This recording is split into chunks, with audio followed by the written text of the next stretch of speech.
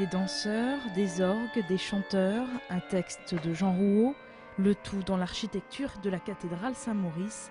Les Vertiges de la Croix, voici une pièce qui promet d'être éclectique. Curieux mélange, lié par la même histoire, un passage de la vie de Marie.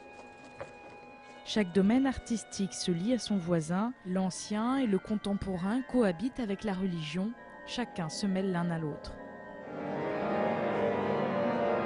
Nous avons 108 orgues en Maine-et-Loire. Mettre en valeur ces instruments uniquement à travers des récitals d'orgue, ce serait, à mon avis, bien restrictif.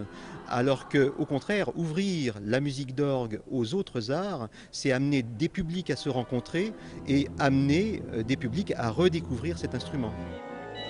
David Drouard est le chorégraphe inspiré de cette pièce. Il a même réussi à faire venir pour ses représentations une danseuse étoile de l'Opéra de Paris. Les grands théâtres comme l'Opéra où tout le monde a brûlé les planches, ici c'est à peu près la même ambiance. Quand on rentre dans une cathédrale, on sent des choses qu'on ne peut pas trouver dans un théâtre contemporain qui vient juste d'être construit. Il y a une chose inexplicable qui se passe dans l'ambiance, dans l'acoustique, même des choses techniques dans cette cathédrale se passent d'incroyable en fait. Les Vertiges de la Croix se jouent vendredi et samedi à la cathédrale Saint-Maurice et à la collégiale Saint-Martin.